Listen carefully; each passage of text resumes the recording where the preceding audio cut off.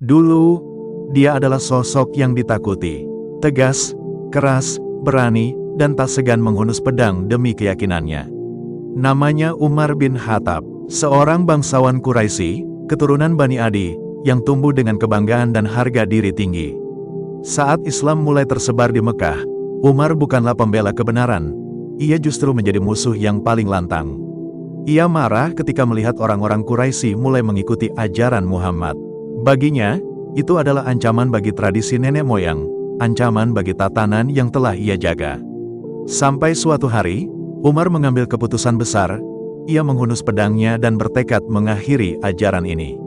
Ia berjalan menuju rumah Nabi dengan niat membunuhnya. Tapi di tengah jalan, seseorang berkata, "Sebelum kau membunuh Muhammad, periksa dulu keluargamu sendiri. Adikmu sendiri, Fatimah, telah masuk Islam." Umar pun berbalik arah. Dengan emosi membara, ia mengetuk pintu rumah adiknya. Ia mendengar lantunan ayat suci, suara yang asing di telinganya, namun entah mengapa mengguncang hatinya. Saat masuk, ia memukul iparnya, lalu menamparkan adiknya sendiri. Tapi Fatimah tak goyah. Dengan darah di wajah dan napas terengah, ia berkata, "Kami memang telah masuk Islam. Lakukan apapun yang kau mau, tapi kami tak akan meninggalkan agama ini." Umar pun terdiam. Kata-kata itu menembus hatinya lebih dalam daripada pedang. Ia pun meminta lembaran ayat yang dibacakan tadi. Ketika dibacakan surat Taha, hatinya bergetar. Ayat demi ayat seakan mencabut sisa kesombongan dari dirinya. Tangannya gemetar, ia menangis. Dan hari itu, Umar yang dulu keras, kini luluh oleh Al-Quran. Ia pergi menuju Rasulullah. Ketika sampai, para sahabat gemetar melihatnya datang membawa pedang. Tapi Rasulullah dengan tenang membuka pintu. Umar menatap Nabi, lalu berkata, "Wahai Muhammad, aku datang untuk menyatakan bahwa aku telah beriman pada Allah dan engkau adalah utusannya." Takbir menggema di rumah Arkam bin Abi Arkam. Islam hari itu bertambah kuat. Dan sejak saat itu, Umar tidak pernah mundur. Ia menjadi perisai bagi umat. Ia yang dahulu memusuhi Islam, kini berdiri di barisan paling depan membela Nabi. Ia salat terang-terangan di Ka'bah. Ia menantang siapapun yang ingin menghalanginya. Rasulullah pernah berkata, "Jika ada seorang Nabi setelahku, maka dia adalah Umar."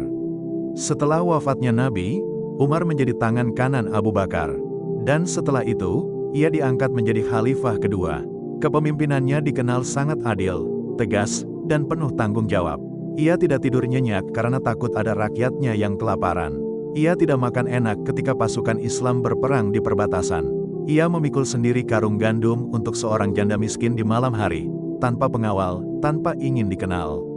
Sampai akhirnya, di sebuah pagi, Umar ditikam saat memimpin salat subuh oleh seorang budak Persia bernama Abu Lu'lu'ah. Darah mengucur deras. Tapi di tengah sakitnya, ia masih bertanya, "Apakah kaum muslimin sudah salat?" Ia wafat dalam keadaan mulia, sebagai syahid, sebagai pemimpin, sebagai sahabat Rasulullah. Di sisi makam Nabi Muhammad dan Abu Bakar, Umar dimakamkan. Ia kembali kepada Rabb-Nya, meninggalkan jejak luar biasa dalam sejarah Islam. Dari musuh menjadi pelindung, dari pembenci menjadi pecinta, dari pedang untuk membunuh menjadi pedang untuk membela. Itulah Umar bin Khattab, sosok yang membuktikan bahwa hidayah bisa datang pada siapa saja, asalkan hati mau menerima cahaya dari Allah.